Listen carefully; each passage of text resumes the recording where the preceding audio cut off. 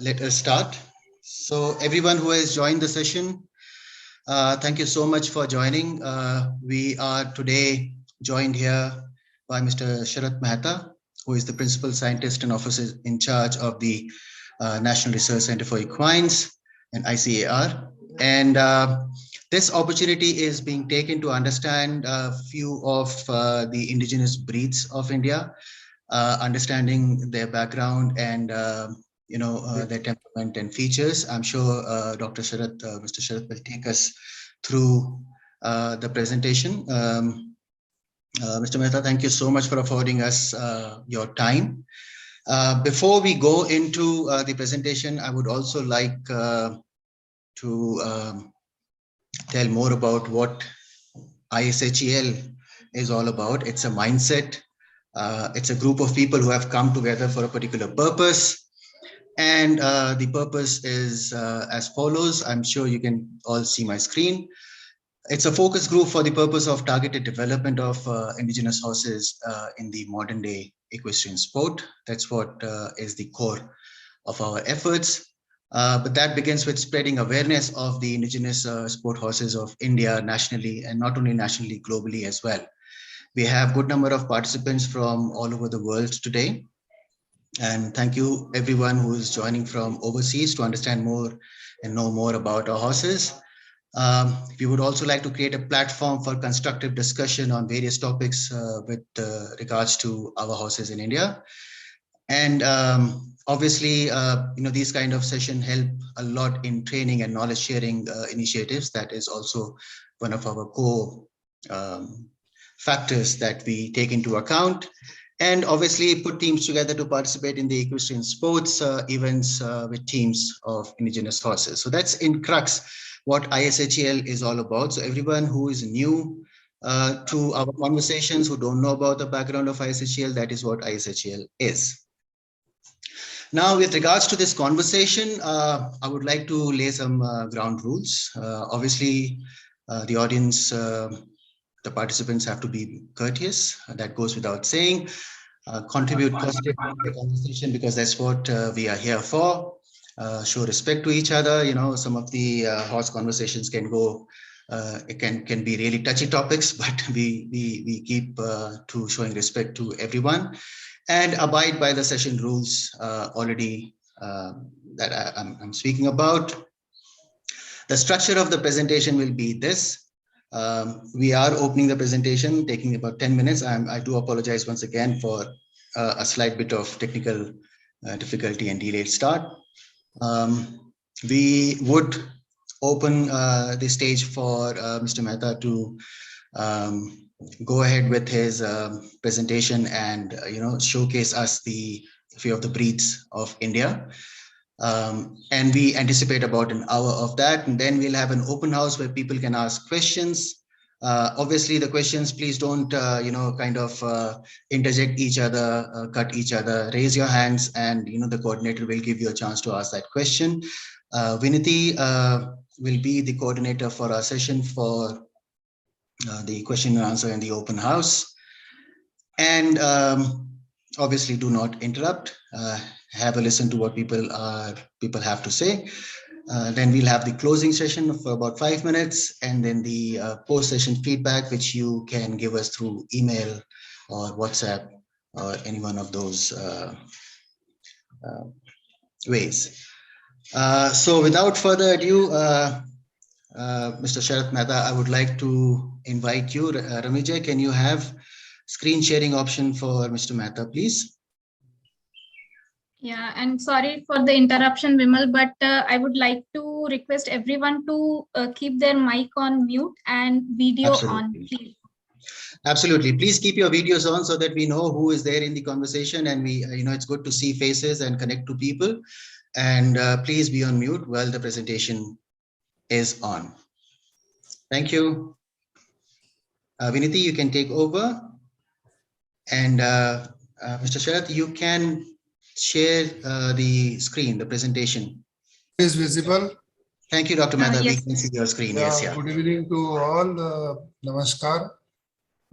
In this forum, perhaps I know Raghvendra Singh, who is also listening this particular session.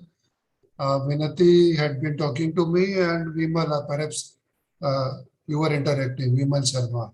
But I do not know much of the other persons. So can you just brief 2, 3, 4, 5 names who are there? Yes, sir. I will actually take you through the list. You spoke about Mr. Dunod already, so I'll skip that. We have Viniti, who has been in touch with you. She will be coordinating the session for us as well. Mr. Mohit Payal, who is also joining us all the way from Rajasthan. He is one of the breeders and would like to know more about the breed. We have Leslie Atlas Silva joining us all the way from US. Leslie, am I right? US?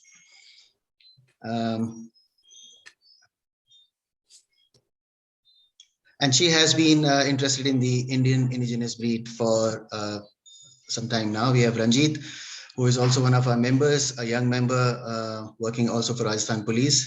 And he is very keen on knowing about the horses. We have Ranvijay, who is our technical coordinator and also the members committee coordinator of ISHEL.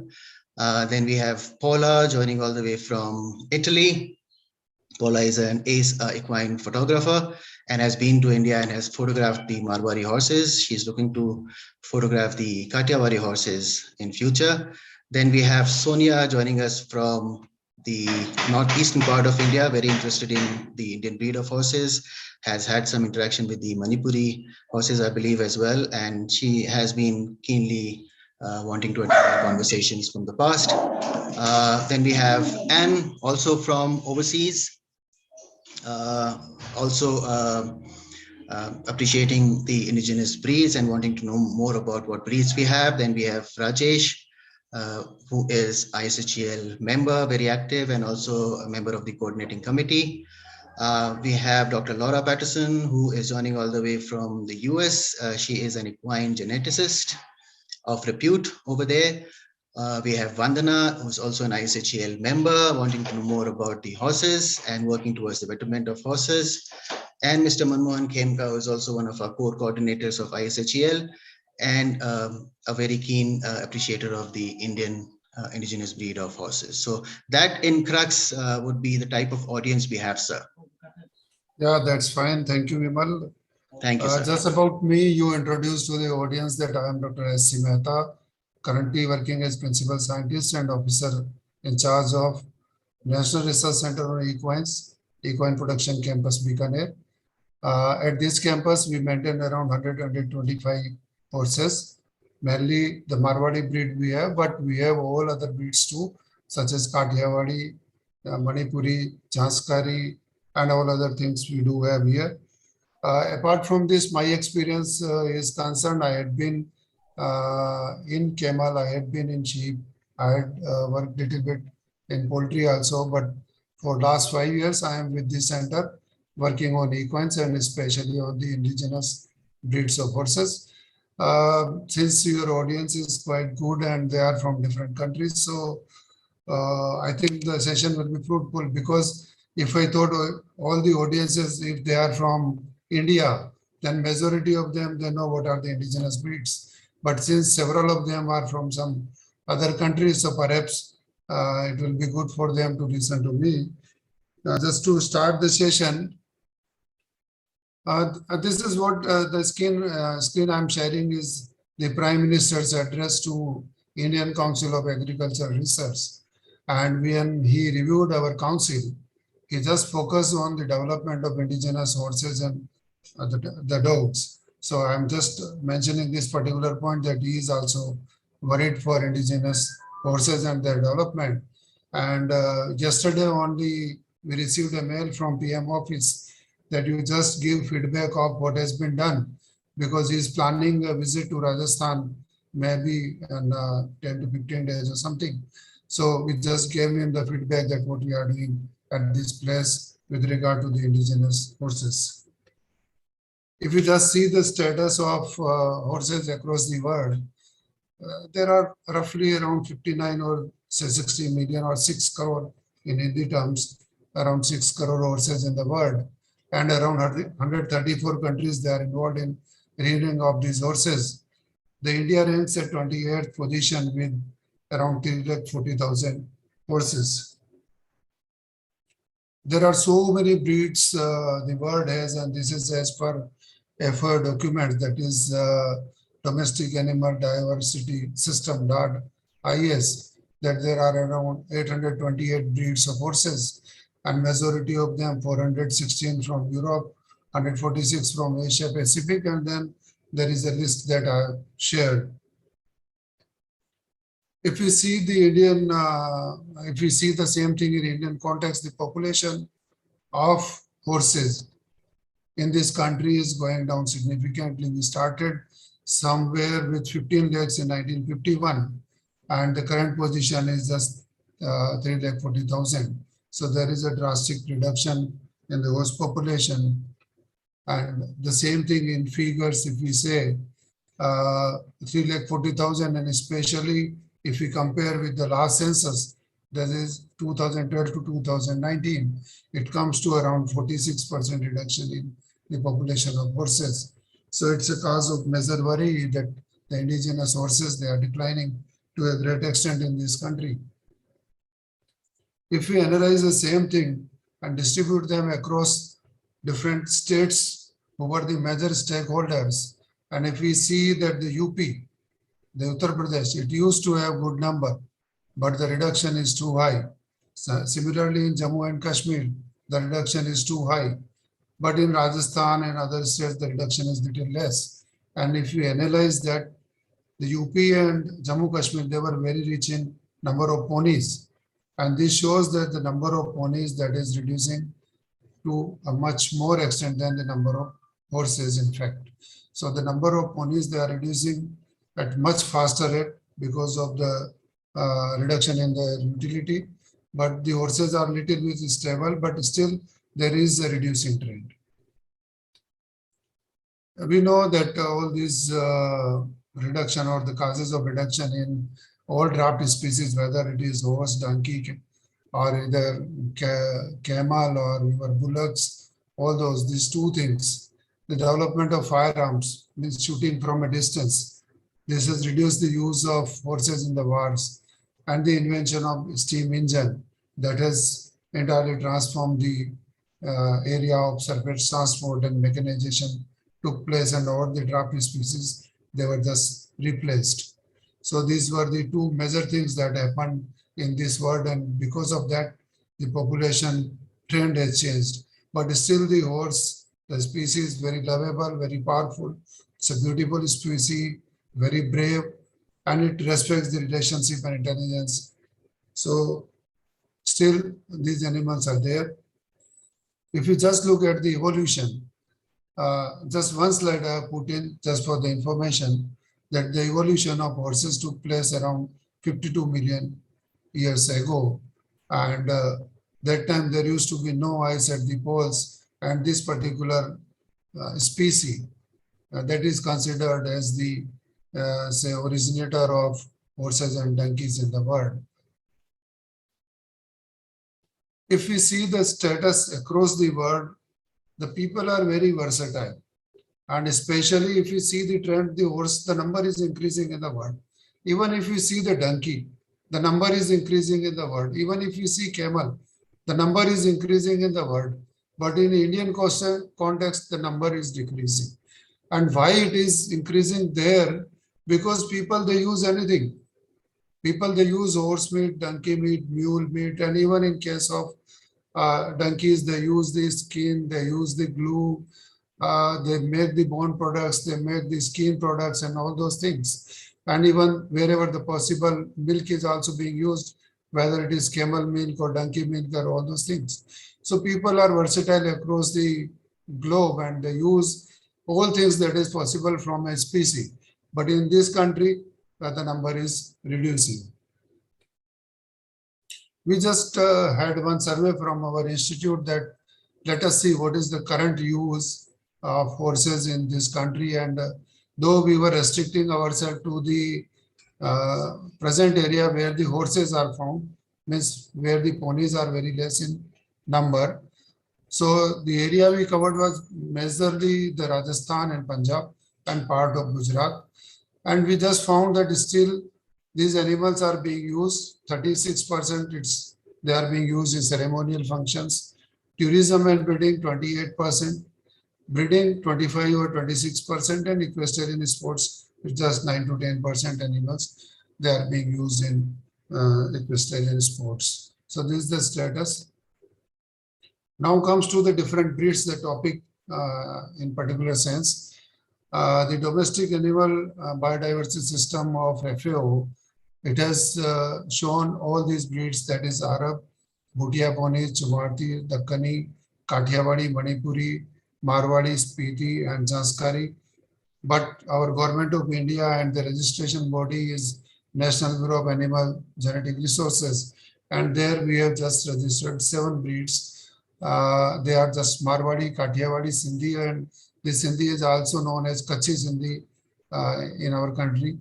Bhutia ponies, Manipuri ponies, Spiti, and Janskari. So these 7 are the registered breeds in this country.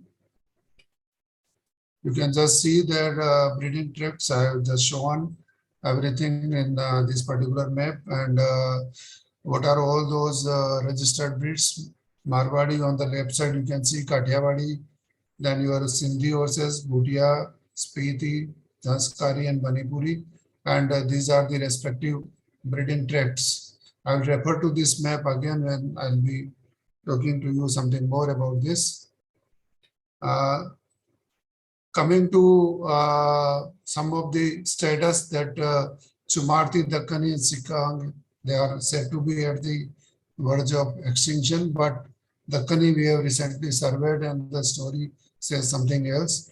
Time to time, different breeds, they were brought to India. I just listed them.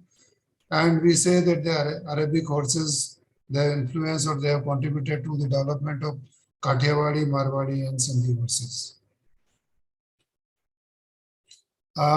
This is just the horse or the breed, very majestic, very high in demand in this country, or we can say the best horse of this country, that is Marwadi, a matter of pride for everyone.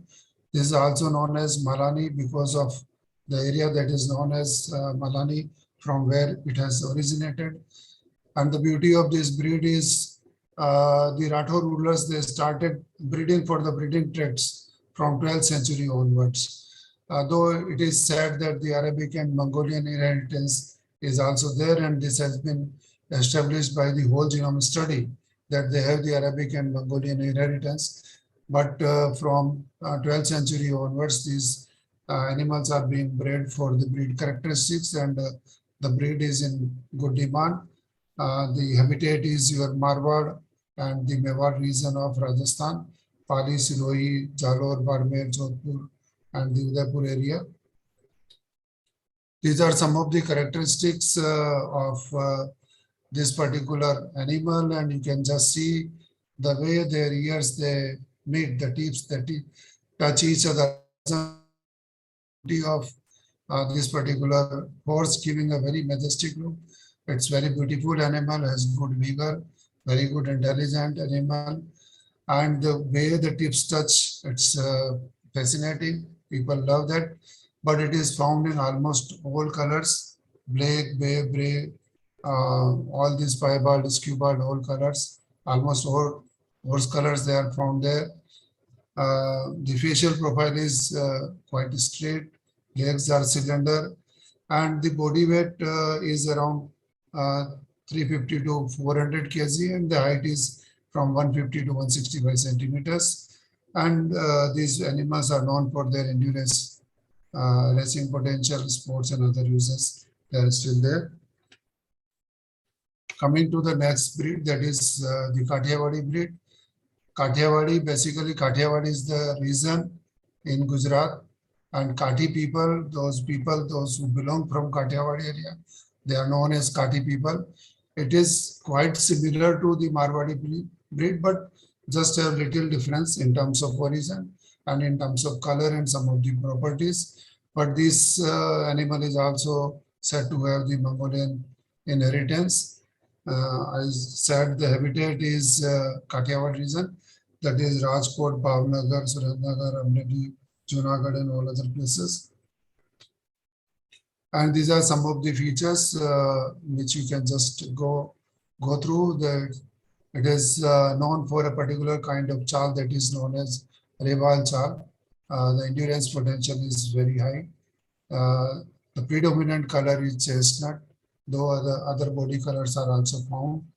The facial configuration is little different from the Marwadi horses, and we in general says it's a chisel shape, much more broader from the upper side and narrowing towards the muzzle.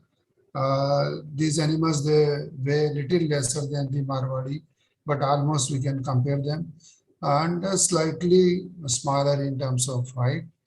So roughly up to 160 centimeter they also go, and the usage and other things, they are all same, just like the Marwadi horses. This is the Sindhi breed, and we also say it as a Kachi Sindhi animal, and this particular animal is found in Rajasthan, especially the Jaisalmer and Barmer district, and the adjoining area of Gujarat, that is Kutch and Bhuj district of Gujarat. This particular animal is very fantastic in terms of the Reval chal, and people they are just they just go for the competitions, organizing several events for the chal, Reval chal, and because of this, the impact is also seen on the in terms of population. That Gujarat is the only state where the population of horses have increased. Means there is a lot of courage for this particular event, particular kind of animal. The inheritance and other things I just mentioned, they do have the Arab inheritance and Turkish blood in there. These are some of the characteristics I have just mentioned, but these animals are little smaller than the Kathiawadi and Marwadi animals. Mostly the color is just like chestnut and related colors, they are there. Yeah, almost it can be said as an offshoot of Kathiawadi, but little moving towards Pakistan area. So actually the Sindh area, undivided India, the Sindh, Pakistan. So those animals on that side and this side, this kind of animal exists there. But it's very fantastic, little smaller animal as compared to the Marwadi and Kathiawadi, and very good in Reval chal. Then coming to the pony breeds, we have Janskari pony, and as the name suggests, Janskar Valley of the Ladakh region and Jammu and Kashmir, these animals are found. And certainly this particular animal is known for sure-footedness, very strong grip on the land, and because of that grip, it can walk and run across the hilly terrains. And the predominant color is gray, but other colors are also found. The size is little bit smaller, and 120 centimeter to 140 centimeter. It's the average, the height ranges. This animal weighs around 225 to 270 kg and maximum up to 300 kg. And they are being used for travel across the hilly terrains and carry loads there. Another pony, which is also known as polo pony, the Manipuri pony from Manipur and Assam states of this country. It is quite small animal, 110 to 130 centimeter is its average height, and little less in weight also as compared to the Janskari. And coat color, you can just see majority of the animals are bay in color, though some other variations are found, but predominantly it is gray in color. And rest of the profile, you can just see it's very good to walk across the hilly terrains. Next come the Spiti donkey. Again, as the name suggests, it's from Spiti Valley in adjoining area of Kullu and Kinnaur divisions of Himachal Pradesh. Almost all these ponies, they belong to the hilly terrains. Their uses are almost same. Means they are well suited to walk across the hilly terrains, very good in carrying the loads there. And its height is also relatively less. It's around 120 centimeter in height. Very good in terms of carrying the load across the hilly terrains. Similarly, the Bhutia pony, just the area is shifting. It appears little bigger than the previous one. The height is around 130 to 132 centimeter, and the habitat is Himalayan region of Nepal and India. It's a part of Sikkim and Darjeeling. These animals are found. Predominant body color is just bay, gray, chestnut, roan, all other things are there. And they are also being used for transporting the thing across the hills. Now, apart from just listing the breeds and talking about what are their features, I'm coming to the status. This slide I have taken from the Government of India's breed-wise census information that has been based on livestock census 2019.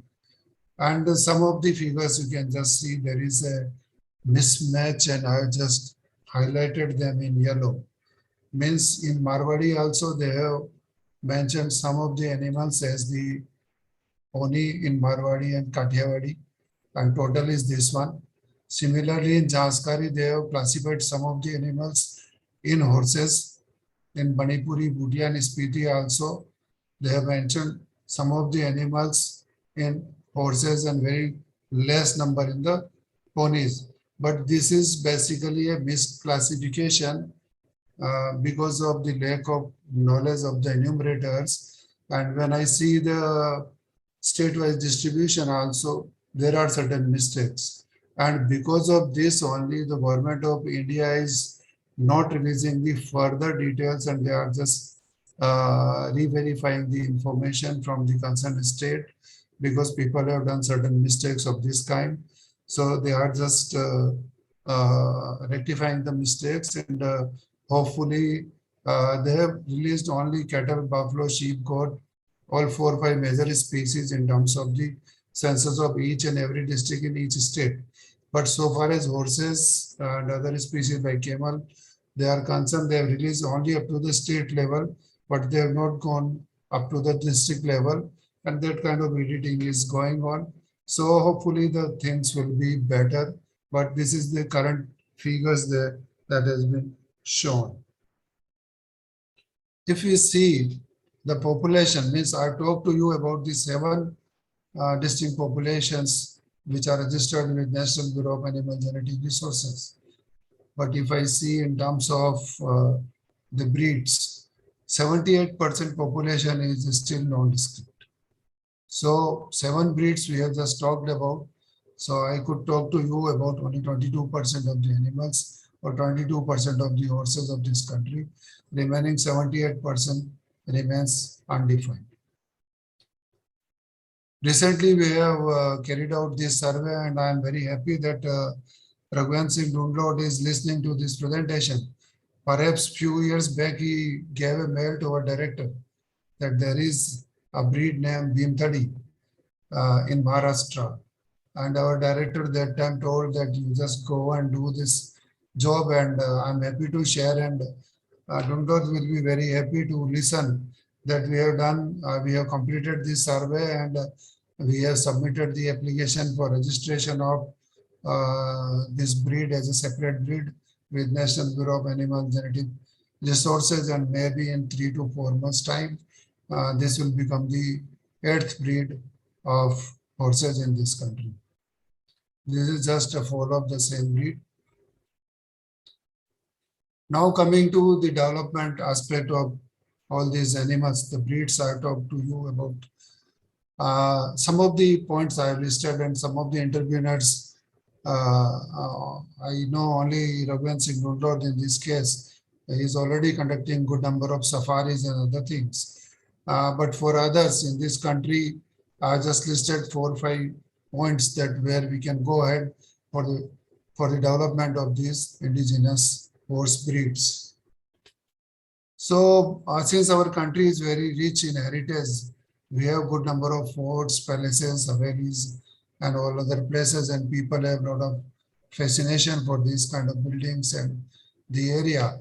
So we can just organize the horse safaris. Already so many horse breeders, they are organizing this, but there is much more demand, or I would say that much more people can be engaged in this business. And if you cannot own a horse, you can make a society You can club some of your friends.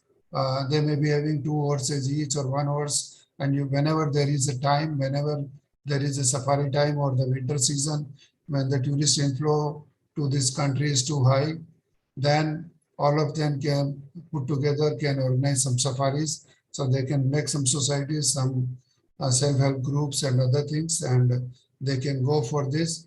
And by doing this, the business will become remunerative and the breeds will sustain because the returns will increase.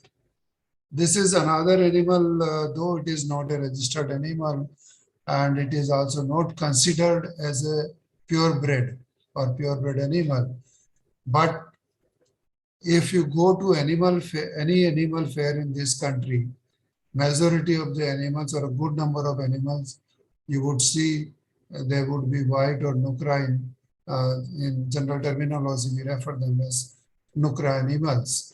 And since these animals, they are much more in demand for the social rituals.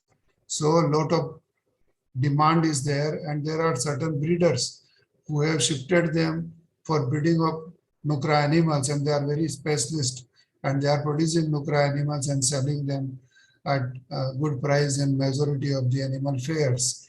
So this is also a good business, though I listed some of the states where the nukra animals are good in number, but I think almost all major horse rearing states in this country, they have the nukra animals. But still I find that these animals are good in number in Chandigarh, Delhi, Haryana, Punjab, and part of Rajasthan. I have seen good number in Maharashtra also, in MP also, good number is there. So these animals are there, but since this is not a recognized breed, so breed-wide census is not possible for this particular kind of animal.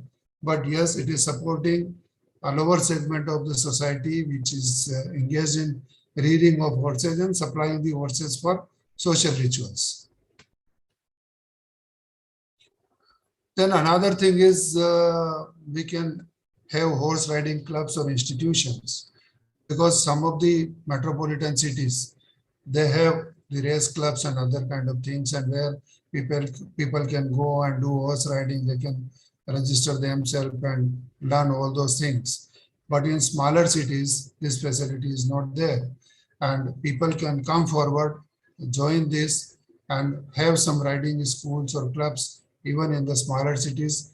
With the increase in per capita income in this country, this demand is also increasing. So the youngster, they can go for this. And another thing is one of the innovative idea. One entrepreneur from Karnataka came to us and he purchased ponies from us, Manipuri and Janskari ponies from us, and we just asked him, why do you need these ponies and what you will do in Karnataka with these kind of animals? Then he said, I'm having a chain of international school in Karnataka. And if I have ponies, I can start horse riding from smaller classes, means from first, second, third, or fourth, because otherwise the horses are much more taller. And for those students, it may not be possible. So just to have more number of admissions, I'll start the admission and I'll start the riding right from say beginning. So he has purchased these animals and such kind of venture. That's a good initiative, and these ponies, they are reducing in number to much more extent. As I have shown you, that ponies are reducing at much higher rate. So such kind of efforts, such kind of entrepreneurship can help us in increasing or sustaining these populations. I just referred in my beginning mark that Gujarat is the only state in this country where from 2012 to 2019 there had been an increase in the population of horses. This is the only state. And why it is, when I visited Gujarat, I had been to several places in Gujarat, whether it is Kutch, Bhuj or Morbi and Lakadia and all those places, and even up to Surat I have gone, and I have seen a lot of fascination, lot of courage for the Reval Chal and the racing events that took place. So there is a lot of demand for this particular kind of animal, and whosoever wins the race, the cost of that animal increases significantly.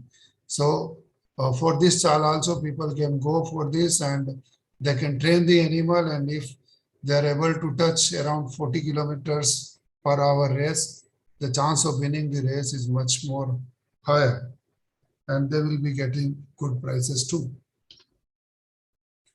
In this racing event, I just covered so many races. Some of the photographs that Tilwara Fair, they do have one race. In Lavacha, Surat, also I have covered this race. And all these places, generally, they have 2-3 different kinds of races. The Badi race, it's around 3 kilometers. Then Choti race, 1.5. Madri Chal or Mother's Chal, so 1 to 1.5 kilometers. And one can train the horses, and if you are having 40 plus speed, there are good chances of winning the race and the cost will increase. So this is another area where one can go for the entrepreneurship. This is the photograph from my own area, Bikaner, and a nearby area, that is Pugal in Rajasthan, where I have covered this kind of race also, this kind of Tonga race, where you can see 1 or 2 riders. They sit on this small Tonga, and the race is around 20 to 30 kilometers, depending on the availability of almost straight kind of road. And a lot of people, they participate in this race also. And a lot of courage is there, people go for this. But say there are certain issues which we'll be talking, maybe in next slide or next to next slide. We do know that the polo originated from Persia during 6th century BC to 1st century AD. But the modern polo that has started from Manipuri ponies in 19th century. And our animals, they can well be trained in playing polos. And there is a lot of courage for this kind of event also. Arena polo is one of the example, and it has been played in Udaipur and Jodhpur successfully, maybe in other places too, but I know the 2 places where it has been played successfully. They have the smaller field as compared to the original polo. And these are the details. They have the enclosed, that area is enclosed by walls.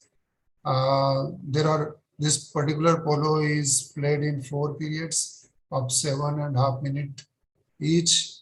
This ball is just like a mini soccer ball, and it can be played on a normal ground without the grass, and it has been successfully played in Udaipur, Jodhpur and other places. And this is just a photograph of arena polo at Udaipur, what the way they advertise, and people have courage for this. Lot of people, they go for watching this kind of polo too. Then biggest question for us, that equestrian sports for indigenous horses. We know that the thoroughbred and other animals are well suited for the equestrian sports, and since internationally you have to qualify for certain things, so you are supposed to use those kind of animals. But within this country, we do not have any proper format, any proper racing event, anything for the indigenous horses. And this is what the need of the time. Even the race clubs, they have their own economics, and their economics is going on. And there the gambling is official. But when it comes to other part, gambling is not official. There are so many issues. And once in this country, we are committed to promote the indigenous breeds of horses, we must have certain tracks for the indigenous animals. We must develop some of the, say, sporting grounds for these animals. And there should be a legal format supporting us for this kind of events, so that at least up to national level, at least up to national games, we can encourage these animals, we can use these animals, and this animal will be benefited, and the population will sustain, and people engaged will also be benefited. So this is one area where we need to look into. Hopefully in time to come, this issue will be addressed. And perhaps this is the last slide of my presentation. Ecotourism, eco-village, animal parks, and so many things people are already doing. Some more can do. At our campus also, 3-4 years back, we started ecotourism, and now we are available on websites and other things. Similarly, people can go for eco-villages. People even can go for animal parks. And 2-3 days back, we had a meeting with some of the animal owners, and they are having donkeys, they are having horses, they are having camels, they are having so many things and putting them in animal parks, even in south of this country and other places. And there is one suggestion that instead of going for what is being liked by people in Western country, why not to develop some of the traditional games, and especially the kind of, say, talwarbazi on horses. Why not to start this? Why not to do something specific, something unique to this country, so that the animals will also sustain and the people will enjoy these kind of events. And lastly, if this video works, I would like to just show you for your entertainment.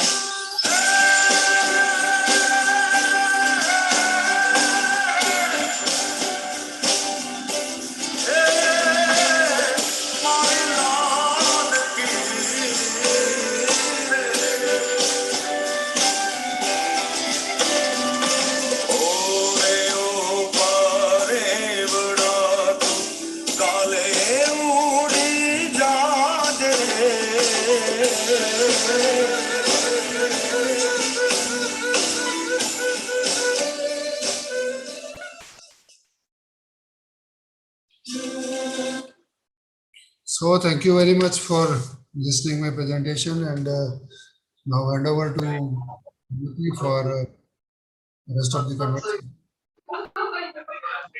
Thank you so much, sir, for this wonderful presentation. I would like to request everyone, if someone has any questions, please raise your hand so we can allow you to speak to Mr. Sharat Mehta, Dr. Sharat Mehta. Viniti, I think there are some questions in the chat box. We can take those first. Okay, And, Vimal, okay. Can I have the permission to start from my questions? Yeah. Sorry for that. Yeah. Dr. Mehta, obviously, as I introduced ISHEL, and the intent of it is more for the equestrian sport and introduction of the indigenous horses into equestrian sport. We are a group of some private individuals that have got together in the membership, some having horses, some not having horses, and brainstorming the ideas around the education, the training, and everything. What's the kind of help that we can get from your office in this regard? See, the biggest, instead of telling help, I'm showing you the biggest issue that is being faced by us also. Because in most of the animal fairs, there are events, whether it is certain kind of race or other things, they are there. But when I go to people and they are conducting some Tonga race, they are conducting some other race, but the legal format is not very clear. And people, they are managing somehow at their own level. And recently, I have requested through some of the associations like you, that why not to give a legal format, and even when the betting is allowed for your thoroughbred horses or for other kind of horses, why not it is allowed for our animals? Why not the race courses? They allow our animals, indigenous animals. And this question is being raised at the ministerial level. We are also talking to the animal husbandry people in the central government, that just give a legal format, make it much more clearer, so that Once we are very clear in conducting the things, then we can go ahead. Now, even when I was discussing this point with DDG, Dr. B.N. Tripathi, he said, is there any kind of testing going on for the animals who are participating in different races in different animal fairs? I said, no, they are just free, they can go and participate. But in thoroughbred and other things, you have a lot of testing to be done before participation.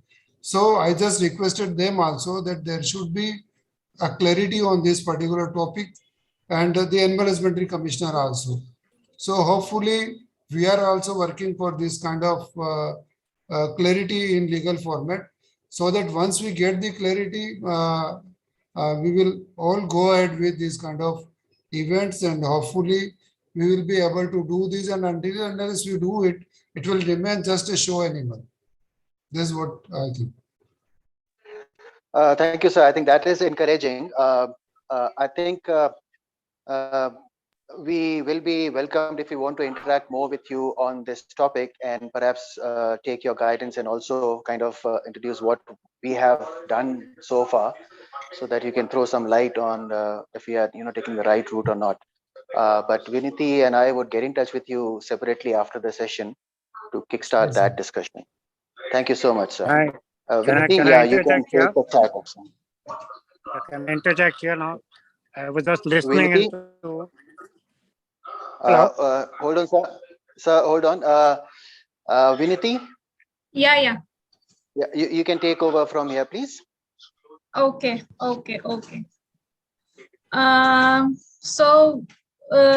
So there are few questions in our chat box.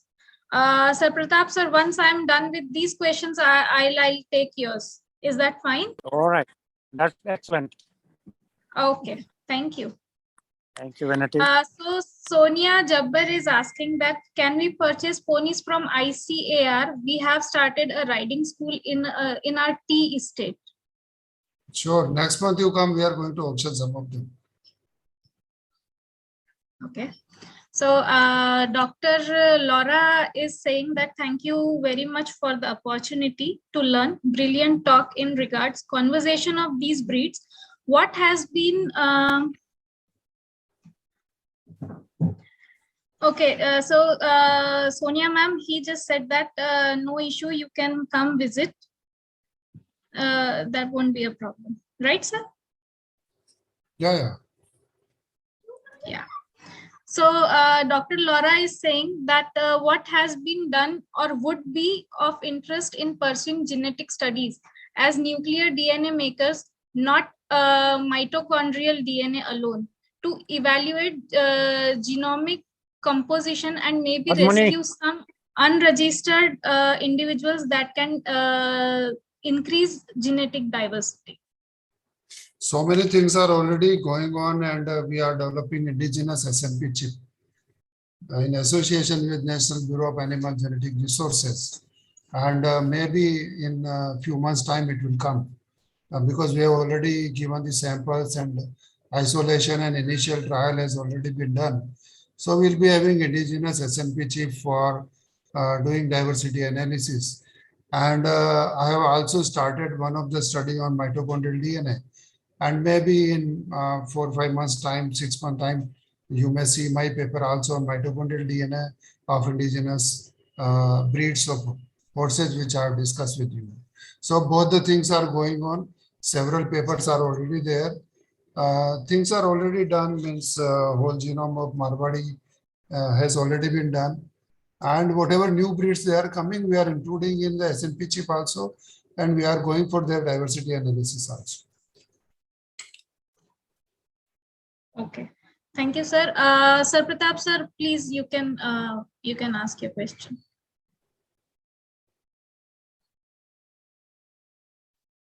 Unmute. Sir, your mic is on mute, I guess. Just let me unmute it.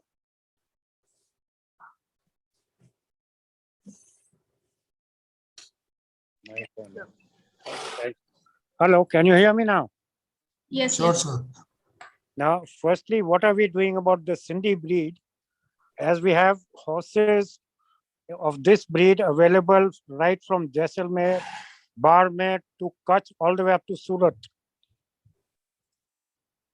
So far as Sindhi is concerned, initially it was not a recognized breed, and this work has already been done, and now it has been registered. The number is good enough, so we are not much worried about its conservation program. And Okay. a lot of fascination is with people. So people, I had been in touch with people of Bhuj, Jaisalmer, Barmer, and even Surat, Lavacha, the Reyes and the Lakadia, Morbi, all other things. One particular thing which we are doing with these kind of animals is, since these animals have certain SNPs, and recently we have recorded the performance of around 90 horses in the race, especially the Reval Chal. And now we are studying their SNPs with regard to endurance. And we are just correlating what are those SNPs which are associated with race potential, and whether they can be used in selection program and other things. And this work, almost 80% work we have already finished. We have already done this. Good. Maybe in 6-7 months time, this will also come in public domain. Because people, they have already studied thoroughbred horses and other horses with regard to those kind of SNPs. But those SNPs were not evaluated in our animals. And this work, we have just finished the lab part, and analysis is going on, and hopefully in 5-6 months, we will be able to tell you. And there our main focus is on Sindhi animals. Excellent. Now, my next thing is, how do you propose to bring these horses, the Indian breeds, into the sports world? Because, see, I have experimented with Marwadi stallions on show jumping and research, and I can send you videos of my horses which are performing extremely well. I feel somewhere if we have a training program for training these Indian breeds towards sports, there would be a better performance. Sure, sir. I think I have also mentioned that this kind of schools or these kind of things should come on, and I would rather say that we should not compare our animals with thoroughbred or any other kind of animal. Our competition should be within Marwadi or within our own animals, and whosoever performs better should be encouraged. And my discussion with the two big bosses, one is DTG Animal Science ICAR, and another is Animal Husbandry Commissioner. And we are talking to both of them and just going for it, that how it can be rationalized, how it can be legalized.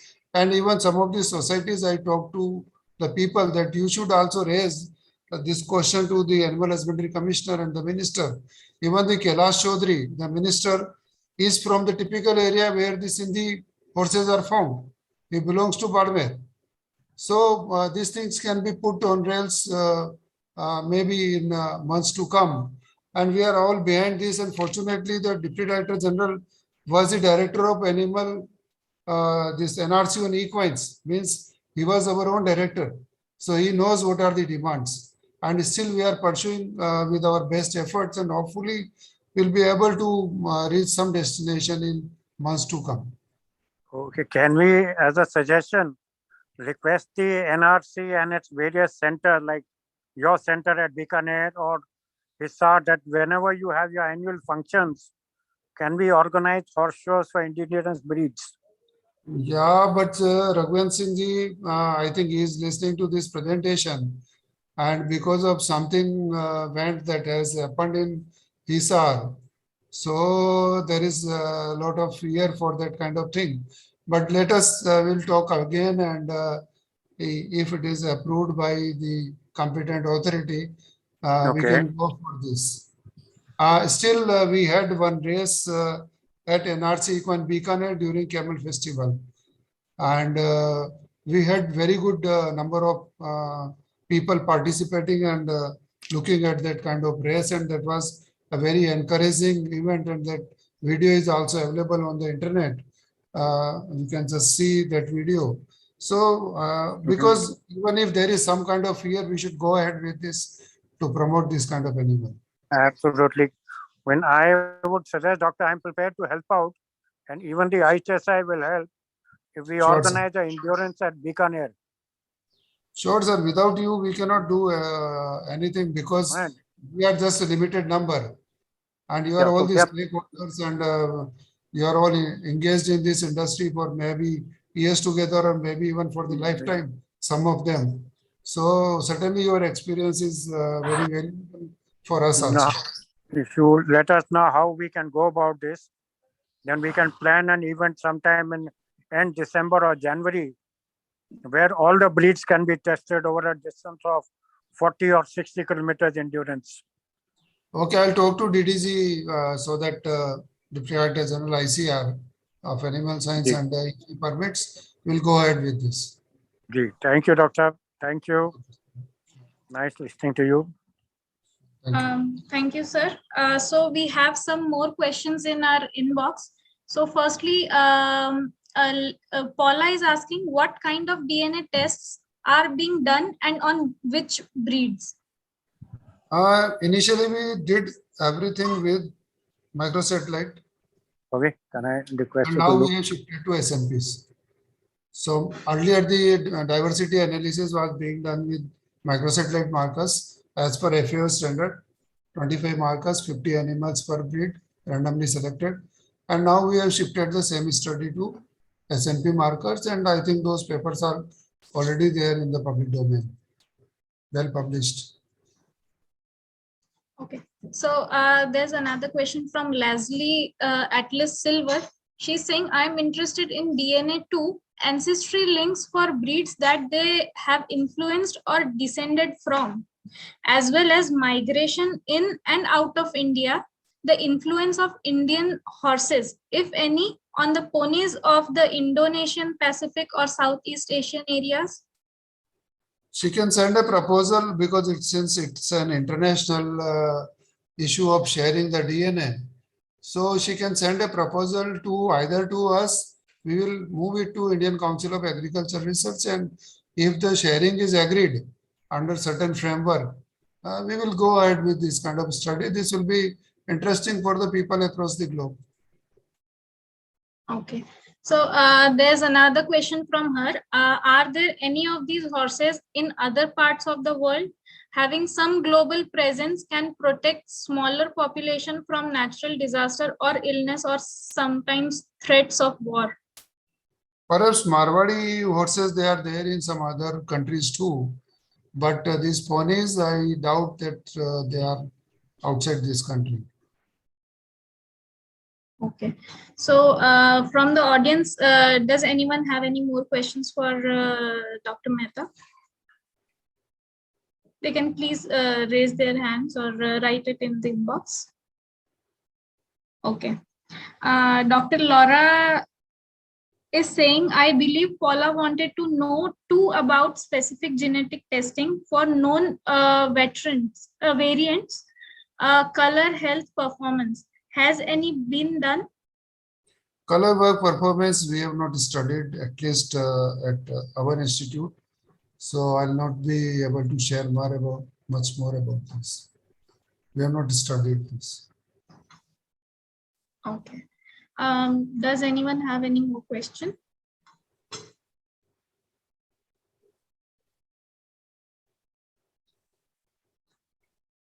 From the audience? Okay. Sonia is asking that is anyone breeding Bhutia ponies? Manipur seems to be breeding, but don't encourage outsiders from purchasing. It's not the case. Manipuri is also being bred, but yes, Bhutia is less in number. And we too wish to bring Bhutia and Spiti. These two animals we do not have at our farm. So we are also into it that rest we all have. Manipuri, we also auction every year whenever they are surplus. So don't say Manipuri and Janskari, whenever they are say more in number, we also sell them annually. But certainly Bhutia and Spiti, we are also worried, and hopefully whenever some provision is available, we would also like to purchase them, some of them to conserve and breed at our station.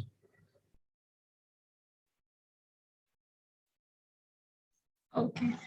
Anyone else have any question? They can please come forward to ask.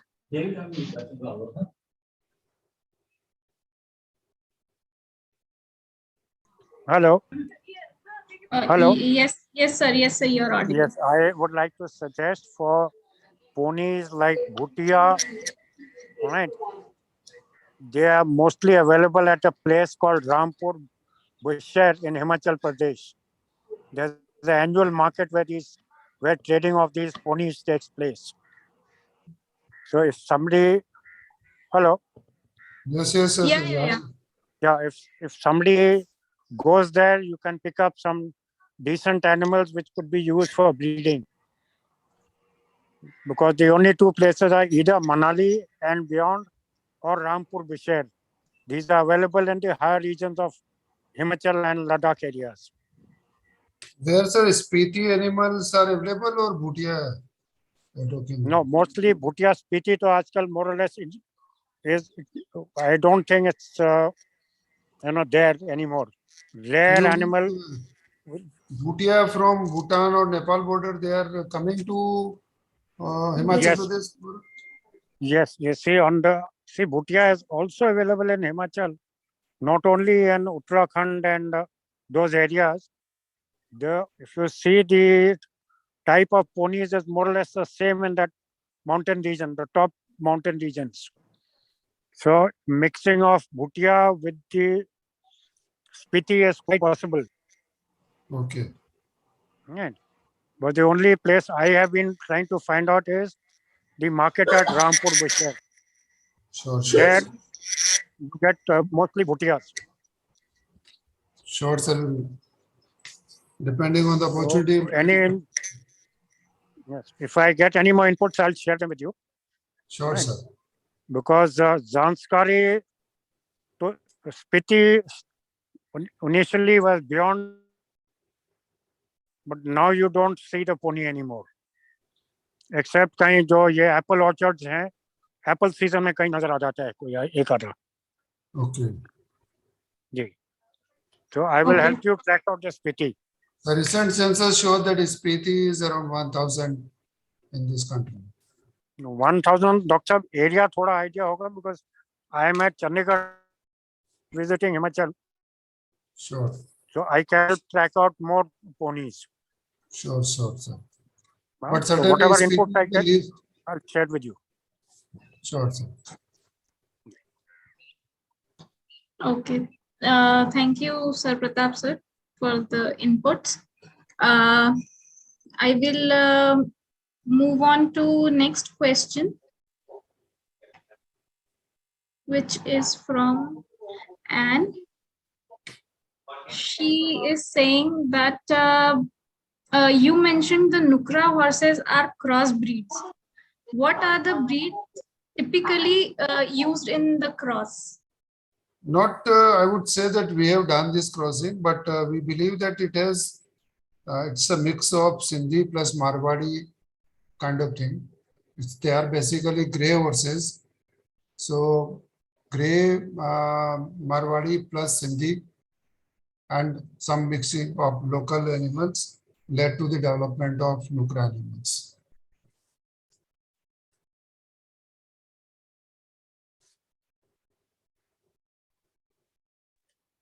If I may be permitted, the Nukra is a very old color and genetic breeding which was prevalent in the Sindhis, or I would say certain Afghani breeds that it is now with all the intermixing of breeds, the features of the Nukra are turning more towards the Marwadi. Yes. Though originally the Nukra is not a Marwadi. No, we do accept that Sindhi and Marwadi, the current composition is Sindhi and Marwadi. So mixing. Okay. Yeah. Okay. So moving on to our next question. It is from Paula. She's saying that there is also another question about Nukra. Were they DNA tested so that it can be known what they are? which breed or crossbreed?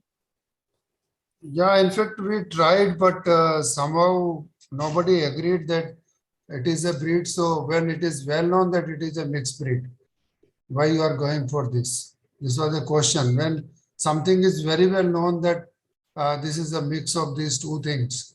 So somehow this was not allowed. But anyway, sometime if we had the opportunity, we can go for it. Okay. So Anne has another question. She's saying, okay, thank you. Are you sure they are gray and not cremello? Whatever literature I have gone through, they are basically gray-white horses. Okay. Dr. Laura is asking that, are the Nukra born white with dark eyes? Yeah, they are born white, almost of the same color. Okay. Okay, so anyone else have I any would differ here, please. Yes, See, sir. at times you find, the foals are born dark in color, and over a period of 2 to 3 years, they turn white. Those are what we call gray in Punjab, because the skin is black, but the hair is white. But in case of the Nukra, the skin is pink. It is not black. Yes, it is not black.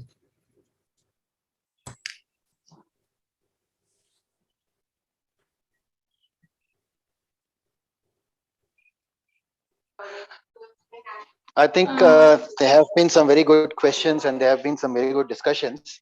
We're going more into the genetics discussion. Perhaps ISHEL will keep another discussion one day, a conversation, because genetics is a wide subject.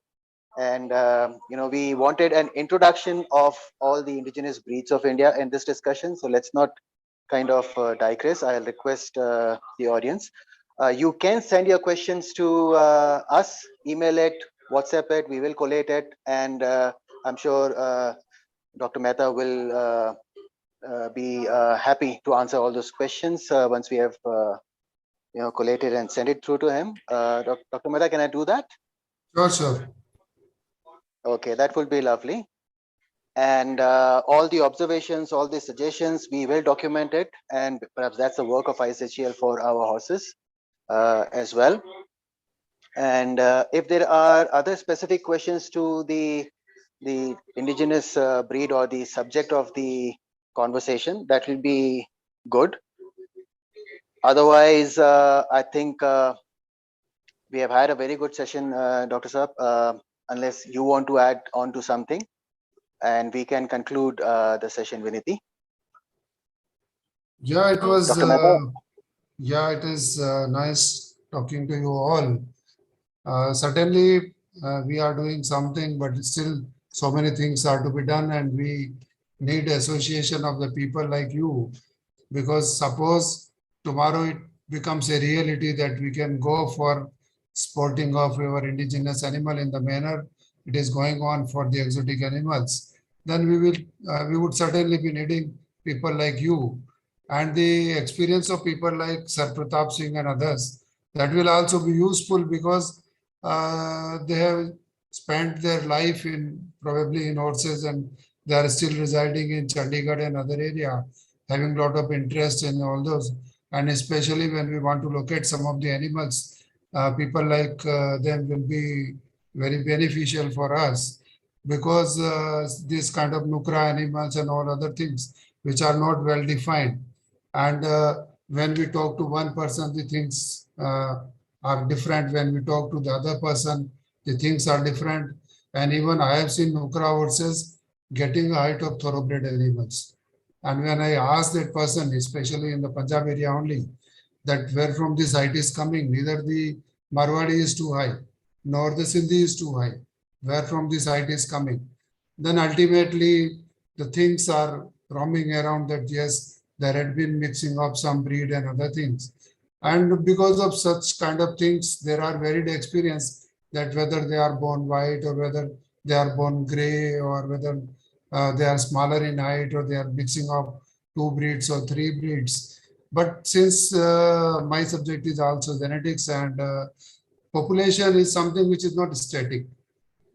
Means it's not fixed. Every day it changes. With every marriage in our family, the population structure changes. Even if we talk of our own family, with every marriage, the genetic structure of a particular family that changes. And when we talk of the populations, they are too high, too good in number, and it is distributed over a long geographical area. So many variations will always be there.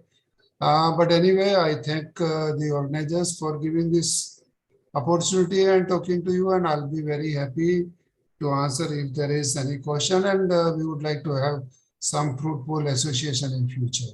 Thank you very much. Thank you so much, sir. We had for giving us your time and conducting such a wonderful session. It was very informative, and we would like to have you here again in future, of course. And secondly, thank you to all the audience we have from India and from overseas. Vimal. Yeah, no, I think it was a fruitful session. It was a very kind of engaging session as well. A lot of questions answered, a lot of questions that have popped up in our minds, which we keep for the next sessions. But yeah, thank you to everyone, and thank you, Dr. Mehta. Thank you very much. Thank you. Bye. Have a nice evening, guys. Thank you. Bye. Thank you, Vimal. Thanks.